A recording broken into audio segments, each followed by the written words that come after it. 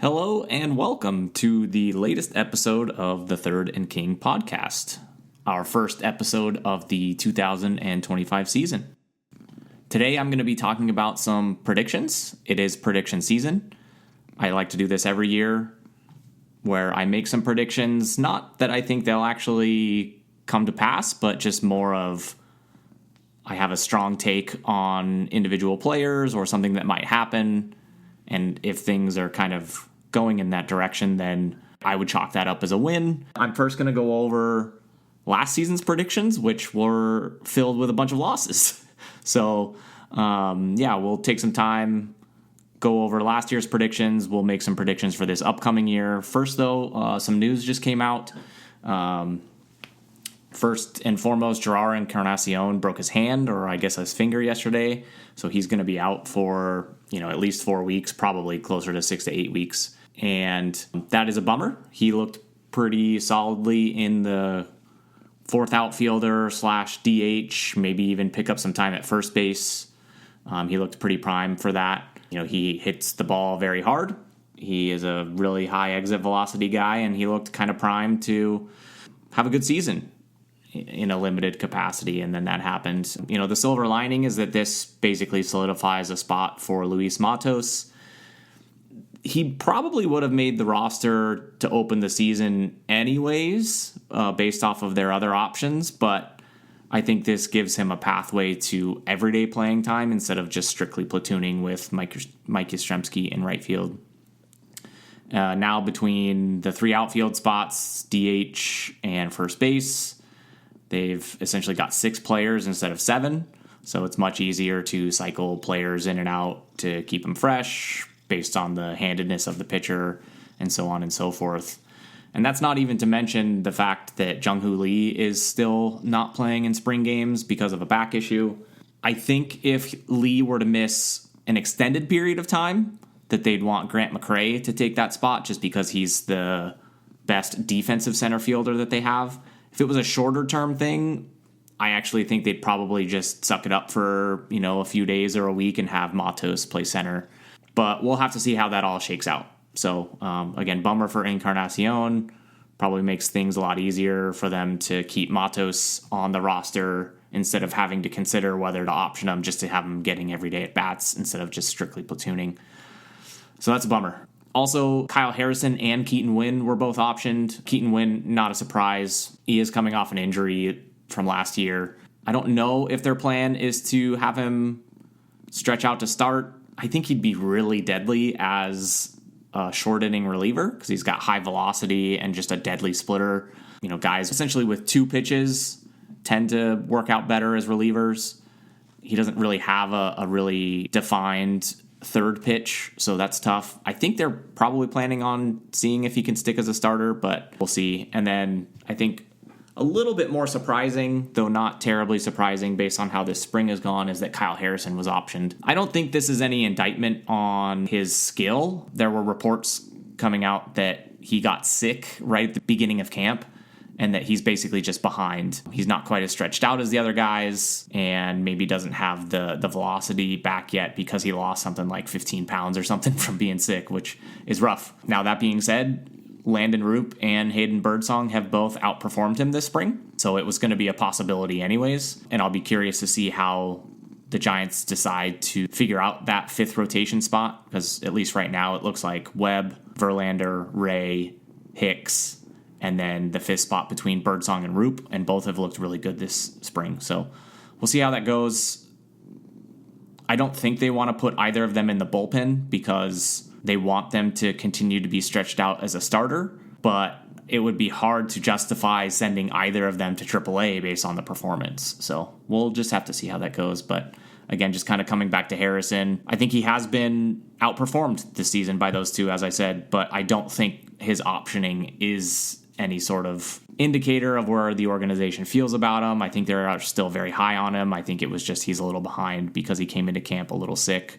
So basically being optioned to let him build back up, and hopefully we'll see the guy that we saw flashes of in 2023. And honestly, he had some pretty good starts last year too. The overall numbers weren't great, but they weren't bad either. So we'll have to see how that all shakes out. Anyways, on from the news, and we'll review quickly the predictions I made last season. As I mentioned, most of these are pretty bad misses from my part, but my first one was actually on Kyle Harrison. So speaking of, I predicted he would have 200 strikeouts. I thought if he basically made 30 starts, he'd probably be close to that. He ended up with 118 strikeouts, but he only made 24 starts because he did miss some time due to an injury. So big miss on that, but I'm still bullish on Kyle Harrison. Okay, next up, we'll just go rapid fire. Logan Webb wins the Cy Young Award. Didn't end up in the top 3. So again, this is a pretty big miss. He had a pretty good season by all accounts. I think his changeup was a little bit more temperamental last year than we've seen in seasons past. He looked really good this spring, but yeah, last year didn't even finish as a finalist, so swing and a miss. Number 3, Camilo Doval gets a stray Cy Young vote.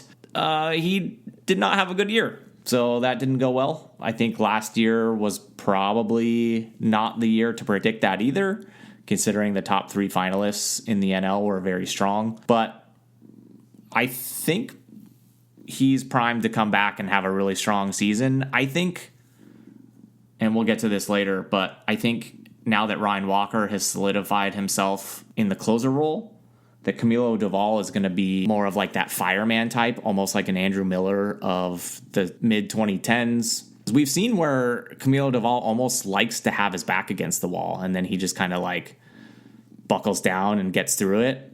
So if he's less of come in the 9th because it's the 9th with a 3-run lead and nobody on base, and then he kind of isn't as focused as he needs to be or whatever the case may be, now if you just say, all right, it's the 7th inning and somebody's in a jam and you need to come get them out of that jam, I think he's the one to do it because he can both get a strikeout or a ground ball if you need a double play. So I think he's going to be used in more of not like a structural 8th inning role, 9th inning role, but more of like we're in trouble. We need somebody to get us out of this jam, and let's bring Camilo in. So, anyways, number 4, continuing the theme of just bad predictions, I put Thairo Estrada goes 2020. Obviously, his tenure with the Giants didn't go well. He was a good Giant, liked watching him play. Last year, he was hurt. So that was unfortunate. I don't know really what happened after that, with him getting sent to the minors and all that. That was all kind of weird. Hopefully he has a bounce back year this year in Colorado. That would be cool. Okay, next, Bryce Eldridge ends up as a top 10 prospect in baseball.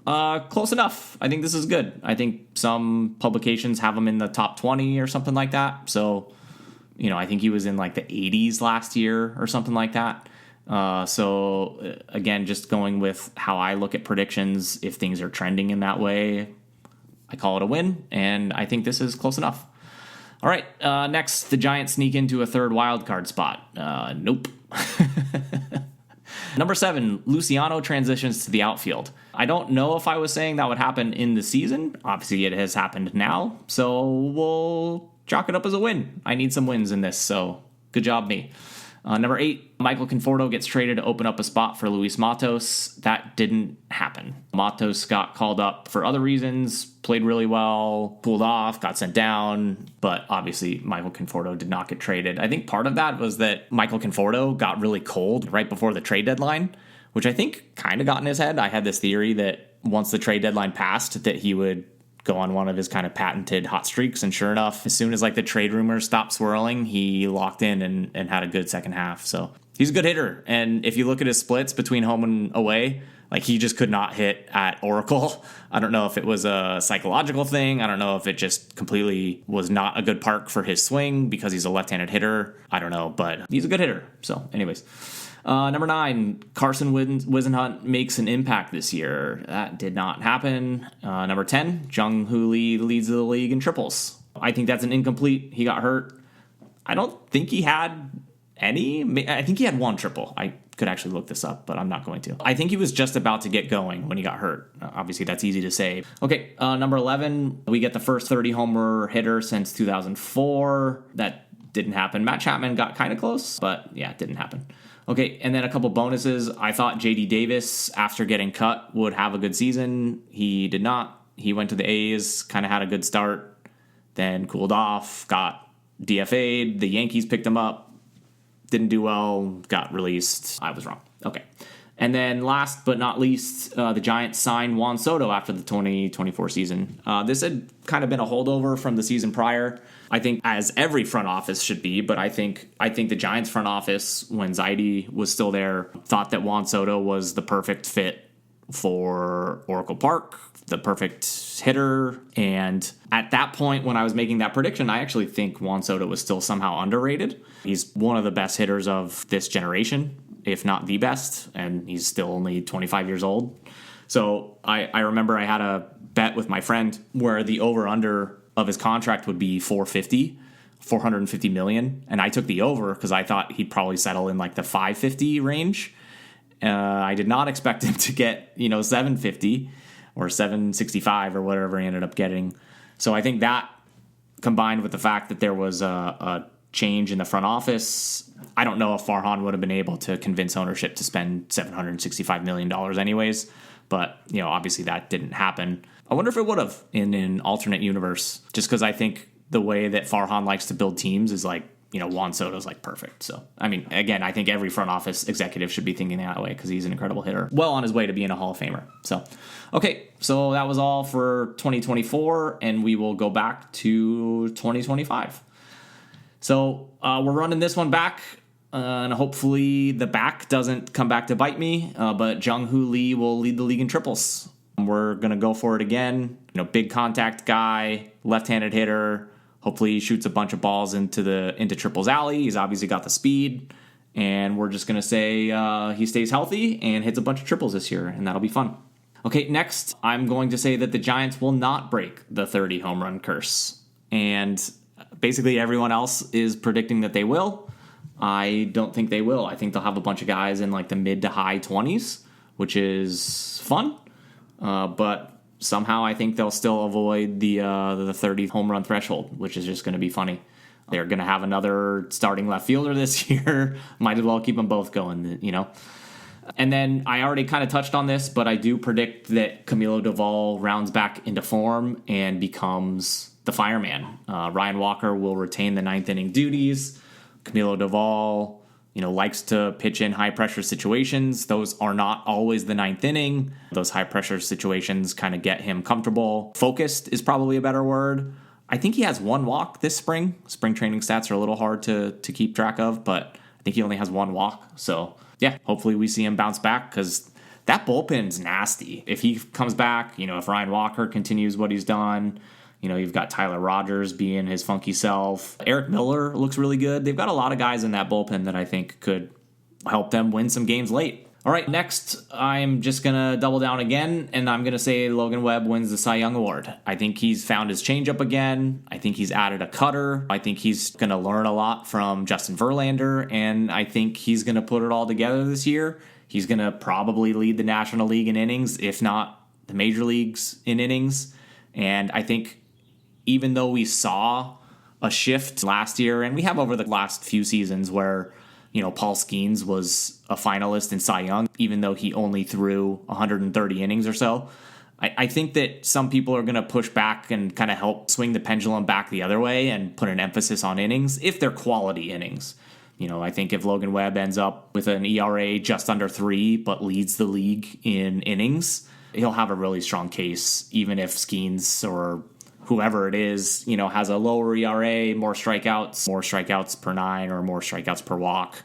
I think if Webb's got a substantial innings lead, that he might finally take one home. Okay, next up, Lamont Wade Jr. leads the league in on-base percentage. This on it itself is not that bold of a prediction, but what I mean here is that he'll have enough plate appearances to qualify to do so. So that means, A, he'll stay healthy, which has not been easy for him to do over the past few seasons, and then B, will have enough plate appearances against left-handed pitching to keep him qualified for the on-base percentage title, quote-unquote. I don't think he's going to play a ton against lefties, but I think he'll play enough where, it won't disqualify him from, sitting against every lefty or getting pinch hit for, when a lefty comes in the game. So, and kind of along those same lines, we won't see Bryce Eldridge this year, and not because of anything he's done poorly or not because of, well, hopefully not because of an injury, although those are hard to predict. But if Lamont Wade Jr. is doing his thing in the leadoff spot and getting on base and Wilmer Flores is getting spot starts against tough lefties and, kind of being that guy he was a couple years ago because by all accounts his legs are healthy again. I think that they'll be a productive first base tandem, and therefore no one's mad about it.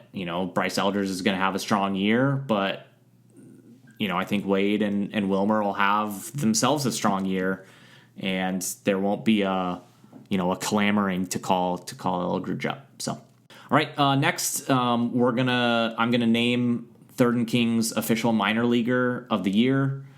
Last year or the year before was Tyler Fitzgerald. I think before that was Casey Schmidt. This year I'm picking Sabin Ceballos.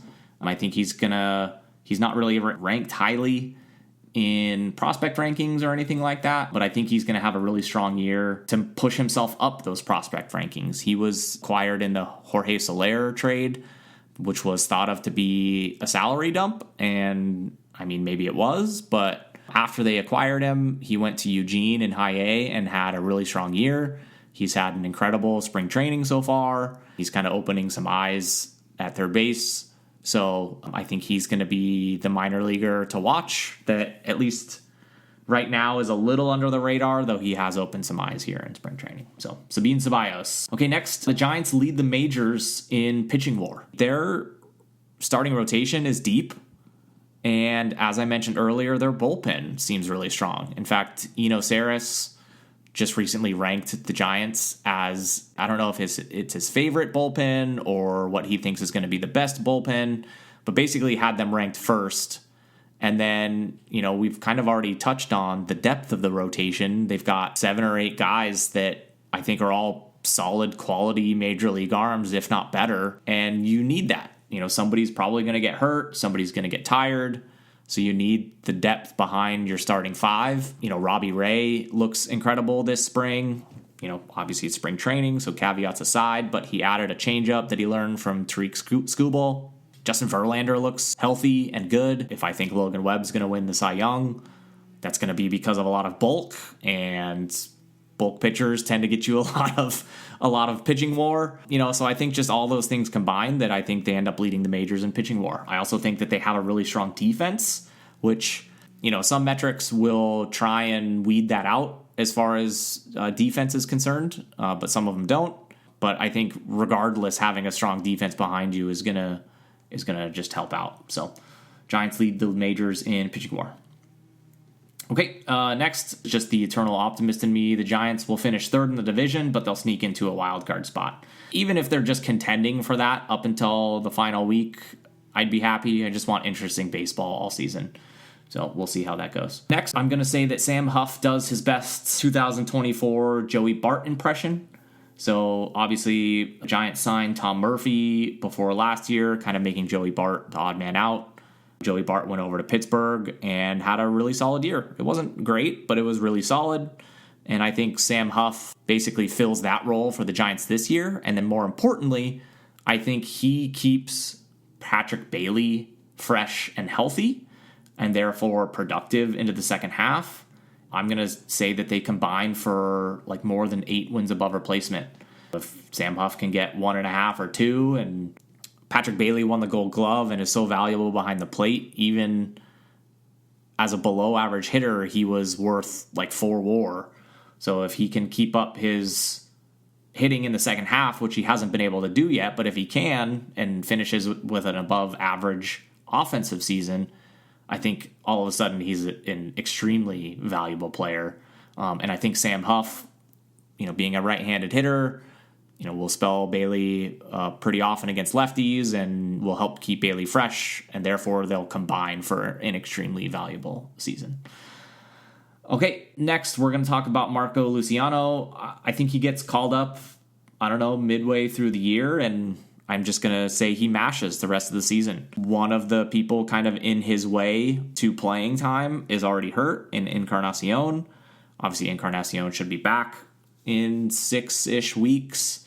But somebody else by then will get hurt, and he'll come up, he'll force his issue, and we know he can hit. So if he can just put it all together, I think even though he's lost some of that prospect shine, I think he's still very talented.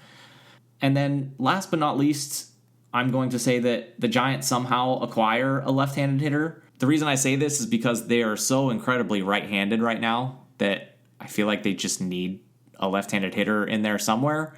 So if I did say somehow acquire, I mean, that basically means that they have to do it via trade. The other way, I guess you could say that they acquire one, quote unquote, is to promote Bryce Eldridge.